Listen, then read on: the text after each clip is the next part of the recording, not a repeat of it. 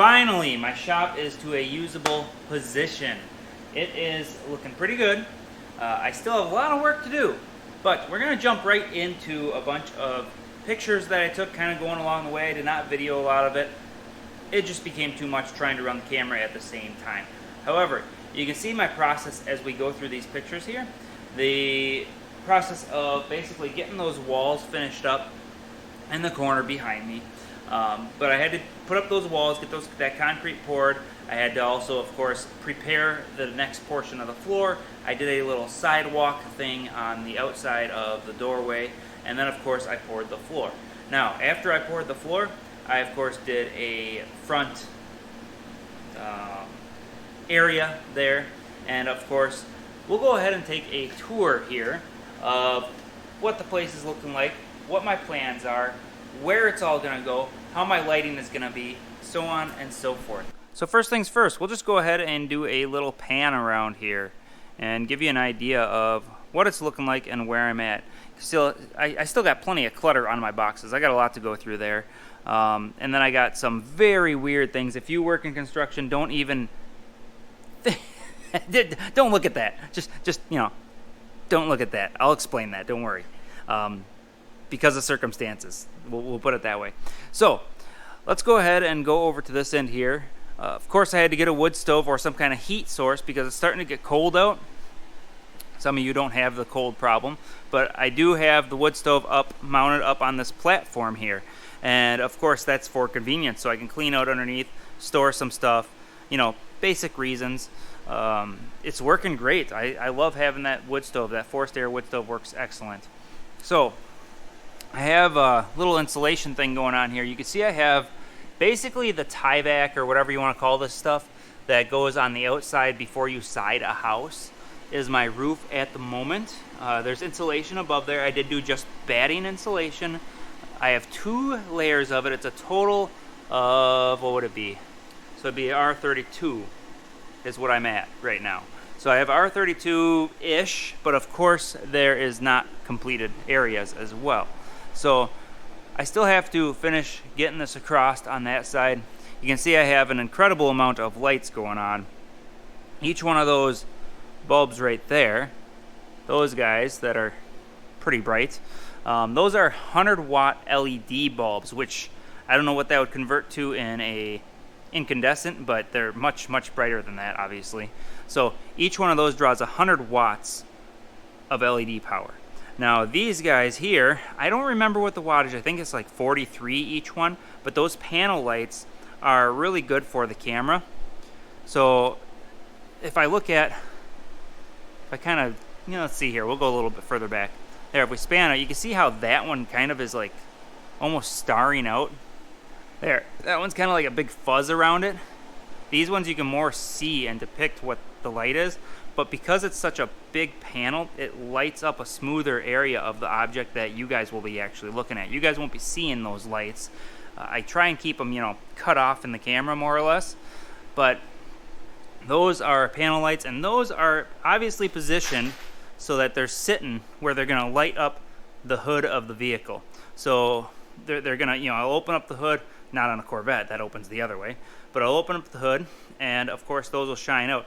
Now I have 2 of them here for a reason, so that if I'm standing on this side of the engine bay, this light will cut light across that way, and if I'm over here, that light will cut across that way, and it'll keep from having a shadow effect going on. And then later on, I am going to be putting another light up here for situations like a Corvette where the hood opens this way. That way that light can shine this direction onto the engine bay area. And of course with the second hoist here, we have this pair of lights that is going to light up the engine bay of the vehicle on that hoist. Now these hoists are offset, as you can see, and I had to do that for strategic reasons of a narrow shop. So it is only 24 feet wide, which does limit my ability hoist wise, but I am able to squeeze 2 in. I do have to remove this big shelf here, but I got a lot of crap on it, so I'm not going to do it yet. I still have to mount that hoist.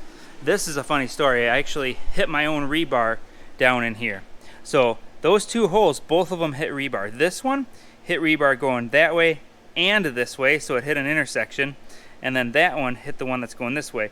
My fear is this one is going to cause me to hit rebar on that one. So super unfortunate, but is what it is. I have a bit coming. Basically what you have to do is you have to use like a diamond core bit in order to take those out, because bits like this, as soon as you start to hit concrete, it just chews this bit up. And if you use the ceramic, the concrete bits, they just can't seem to do it with the impact going on. It takes forever to get through them. So I actually have one of those bits coming on. It's a really deep one that I can throw in this hole and then get that done. Now both hoists are working, but they are not wired up. You can see a plug hanging out here. So I just got a plug-in hanging there, and then I got an outlet hanging there, but it's not actually wired into a circuit breaker because I have to do a lot of electrical in the shop. For now, what I'm doing is I'm running off of this outlet right here that came with the building, and I'm actually just running an extension cord across the floor, plugging it in, using the hoist until I can get the electrical done. Before I can do all that, I have to get a couple of cars done. I have to get this one done, and then there's another one that I'm about to pull in tonight that's going to be going on that hoist as soon as I fix that hoist situation with the tool that's supposed to come in today. So let's go ahead and take a walk outside. Now, just as I walk outside here, I realize I did not explain that silly situation with the construction thing that I mentioned right at the beginning of the video, but I will get there eventually. So we have the garage here. Obviously I don't have any tin up yet. I still got to put some plywood across here, and then I have to get the tin down and covering that up so that it's protected from the weather. Because winter's approaching and I'm limited on time, funds, etc., I'm gonna do just a quick, put the plywood on, the proper plywood, throw some like paint or something on it, and leave it until spring. And then come spring, I'm gonna go ahead and re-tin and finish everything, because the reality is this shop is gonna get bigger, possibly come summer or fall. I may expand this side out right away. So this side's gonna be coming down and over and covering this whole area, but I need to afford the concrete for this area. I don't wanna use what's there because of the height. You can see I have this here. That area there is, I want that to match what's on the other side. So I want it all to be the same and continuing all the way across, so it doesn't look like a hodgepodge like it basically actually is. So we're gonna go ahead and get that done at some point here. Oh, this is the vehicle I'm gonna be working on. That's gonna be a fun one. I'm gonna try and do video, but I have no promises because this is a huge engine build job. The guy found me on the channel. He wants me to put headers, cam, all that stuff on. If you're interested in that, that is getting some upgrades from factory. It's going to be kind of a fun one, more so than just a regular daily driver. I mean, he's going to daily drive it, but it's going to have a performance cam and such in it. If you're interested in that, leave a comment down below, and of course, I will consider it, and we'll see what happens as far as video footage goes. Okay, back to this. This side is not going to get expanded, except for possibly an overhang on here. Now, I'm going to put my shipping container in this little pocket here. So that guy way over there is going to go in this pocket, and I might create a roof that overhangs and comes just beyond it and have it just like a little patio or a pad or parking pad or whatever. That way I can put like my skid loader. If I move the shipping container, I can put the skid loader or whatever under there, and then of course it'll shelter that door from being bombarded with the rain that comes off that roof line up on top there. So there's that little situation. Now this driveway does slope down towards, and this makes it look really bad. It looks like it slopes really badly down towards the garage. It's not as bad as it looks. So this road here, the level up there, it's sloping down like this, right? So as it comes down here, it's actually, if I go this way, you can kind of see it. I'll try and level the camera. So like if that was more level, but so this road actually slopes down this way. So up there, it's really high, and it gets higher. And then of course, there's a little bit of a groove here or a dip here, and then it goes up towards the property of the house. So because it goes up, this of course, when I cut it away, looks a lot worse than it is, as far as it makes the driveway look like it's gonna be a horrible situation. But it's actually not that bad. So if I go over here and I compare right here to the road, they're at about the same height. So for now, it is a little bit of a slope, and it's gonna stay a little bit of a slope going up this way, which isn't horrible. What I'm gonna do is I'm gonna take that area right there, and when I finally do concrete up this way for a driveway, this area is gonna have a little bit of a trenched area, like a slightly trenched area. I gotta be careful though, because of cars like the Corvette that's in the garage right now. That car would have trouble getting over too big of a trenched area. So I have to be very cautious on how I do the trench, and the trench of course is gonna come down and make sure all the water goes into this fielded area, because that's where it's intended to go anyway. Of course, I have this, there's a pipe going underneath, and that is why there's a drain over here. And that drain actually flows a lot more water than I would have expected. I took a big garbage can, probably 50 gallons of water or so, and I tipped it over right here, right onto it. Of course, it splashed against the door. Some of it went under the door seal because it was so much water. But as soon as it started coming back down, it didn't even make it very far before it was all draining and running down that drain. So it drains a lot more than I thought. I figured 4 inches would be pushing the limit of too small, but it's actually not that bad. So there's that. And finally, we need to talk about why I have such a goofy situation going on in this corner. So looking around, no office, right? There's no place for me to put a computer. There's no place for me to do the things I need to do when I'm in here as far as looking up information. I have no printer. I have nothing. So I need to set something up. So what I have done, or what I am doing, is I'm starting the process of creating an office, and it drops down right here. Now this is pretty short, but it's not horrible. This height of this thing, I can reach it, but I'm barely able to reach it. It's just shy of 7 feet up to here. So if you got a person that's 7 feet tall, they're gonna hit their head on it. It's no good there. And then this doorway, of course, I'm gonna be dropping it down for when I expand out that way. So for now, I need to get this office done, but I gotta flip that door around so it opens the other direction and drop it just to this first section. As soon as it opens the other direction, see right now it's opening toward me. If I make it open that way, away from me, then I don't care, and I can go ahead and put the floor up here, because the floor is gonna come to approximately right here. So that'll be at the top of the door if the door is actually all the way down. So when the time comes to do that, then I'll go ahead and I'll cut out the rest of this and make it a door that's a clean path going all the way through like it should be. And then I did do this just since the door is open. This is kind of like a workshop area. You can see I got a saw right there, table saw. So a bandsaw, table saw.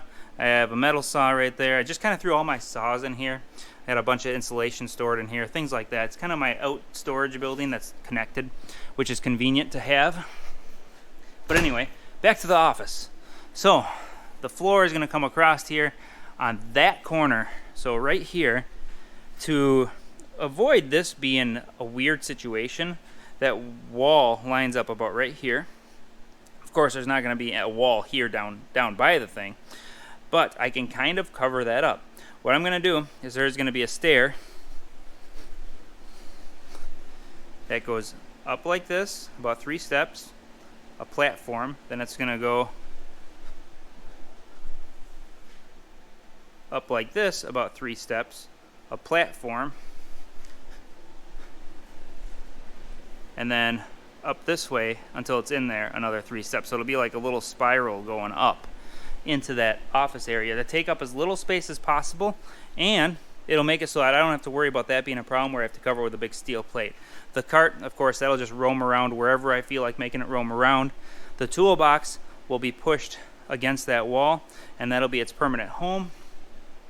And of course, everything else is pretty much self-explanatory. Oh, except for that. That platform is not part of the office.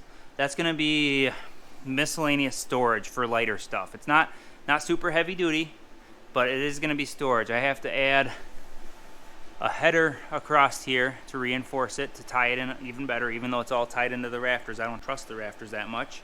And it's going to tie into the wall over on that end. And then, of course, there's going to be a triangulation going on here that's short, minimal triangulation, not a perfect triangulation, but something to give it some kind of strength.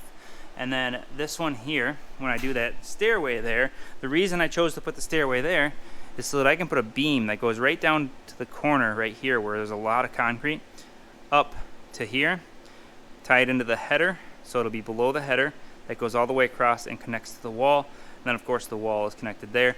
It'll create a leverage effect and force it to hold this side up a lot stronger. So I do have a plan for making sure it's strong enough. And of course this floor, as it comes across here, there's going to be a triangulation tying into this wall over here as well. So I have a lot of plans to make sure that it's not going to cause a collapse issue. And then of course I'm going to throw a little bit of lighting recessed into the floor, ceiling, whatever you want to call it, that goes into here to make sure I can have lighting on my tools and toolboxes when I come to them. But for now, this is how it's going to sit until I can get more stuff accomplished. So if you like this clip, go ahead and hit the thumbs up, like, share, subscribe, and as always, hope to see you on the next video. And hopefully the next video is a good auto repair video.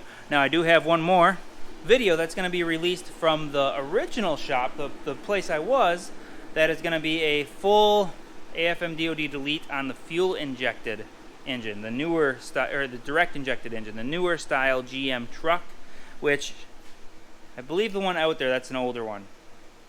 I don't think that's direct injected. I haven't even looked yet. I don't even know what year it is. I think it's like a 2010 or something. I don't know.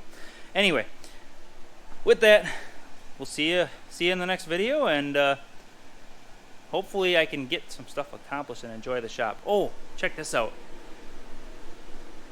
I got a speaker set up now. This is actually a speaker system from a motorcycle. I got it from my rewards points from one of my credit cards, but that actually works really well. Plays audio pretty good, so I kind of cheated. It's a 12-volt system, so I got a little 12-volt 3-amp power supply, and then I got some capacitors here for when bass hits, but it doesn't really put out bass. It's for a motorcycle. Motorcycles don't need bass, I guess. Whatever. I'm out.